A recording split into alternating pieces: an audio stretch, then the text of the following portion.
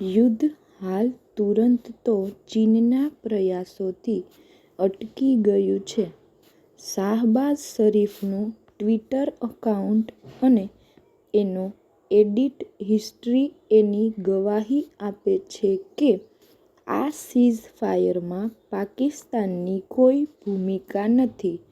છતાં આ યુદ્ધમાં શાંતિના એક પક્ષકાર અને શત્રુદેશ તરીકે અમેરિકા છે, જેના વડા ખુદ ઓરાંગ-ઉટાંગ હોવાથી આ યુદ્ધવિરામ ગમે ત્યારે તકલાદી સાબિત થવાનું છે.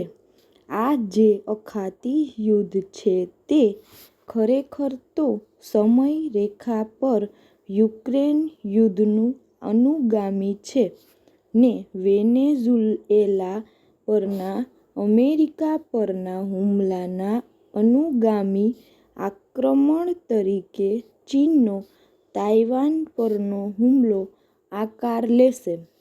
અખાતી યુદ્ધ એ રીતે યુક્રેનના પડછાયામાં આગળ વધ્યું હતું, પણ અમેરિકાનો એ પ્રાપ્ત બોધપાઠ છે કે જે રીતે રશિયાએ યુક્રેનમાં રમખાણ મચાવ્યું એવું તેઓ ઈરાનમાં કરી શક્યા નહીં, કારણ કે ઈરાન એક અપૂર્વ શક્તિમત્તા સાથેનો દેશ છે. એની પ્રજા રાષ્ટ્રપ્રેમી છે. માનવ સાંકળ એનું નવું દ્રષ્ટાંત છે. ઉપરાંત જગત જમાદારના નાકને ઘસરકો લાગ્યો. સ્વદેશમાં એમના વિરુદ્ધ આંદોલનો શરૂ થયા અને આંતરરાષ્ટ્રીય તખ્તા પર અનેક દેશોમાં ઊર્જા કટોકટી નોતરવા બદલ તેઓ પૂરા બદનામ થયા. યુદ્ધવિરામ છતાં ઇઝરાયલના લેબનોન પર હુમલાઓ તો ચાલુ જ રહેવાના છે.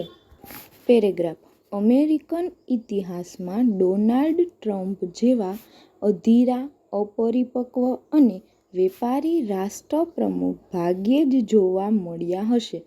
સંયમ અને ગૌરવ એવા શબ્દો છે જે તેમના ગણસંપુટમાંથી ગાયબ છે. યુએસ-ઇઝરાયલ સંઘર્ષની ચરમસીમાએ સોશિયલ મીડિયામાં પોસ્ટમાં તેમણે ઈરાન વિરુદ્ધ જે અપશબ્દોનો ઉપયોગ કર્યો હતો તે તેમની હતાશાને પ્રતિબિંબિત કરે છે. તેમના નિવેદનોની વૈશ્વિક સ્તરે અને યુએસએમાં પણ આકરી ટીકા થઈ છે. આજે અમેરિકન નાગરિકો પણ વિચારી રહ્યા હશે કે શું વિશ્વના સૌથી શક્તિશાળી લોકશાહીના રાષ્ટ્રપ્રમુખને આવી બેલગામ સત્તાઓ આપવી લોકશાહીના હિતમાં છે કે નહીં.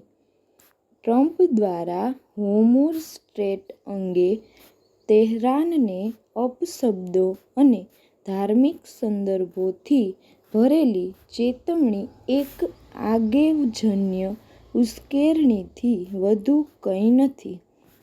એક મહાસત્તાના વડા દ્વારા આવી છીછરી ભાષાનો ઉપયોગ માત્ર અયોગ્ય જ નહીં, પણ સંભવિત રીતે ઘાતક પણ છે. દેખીતી રીતે ઈરાનને વાટાઘાટોના ટેબલ પર લાવવાને બદલે તેમની ધમકીઓ તેને વધુ આક્રમક રીતે બદલો લેવા માટે ઉશ્કેરશે.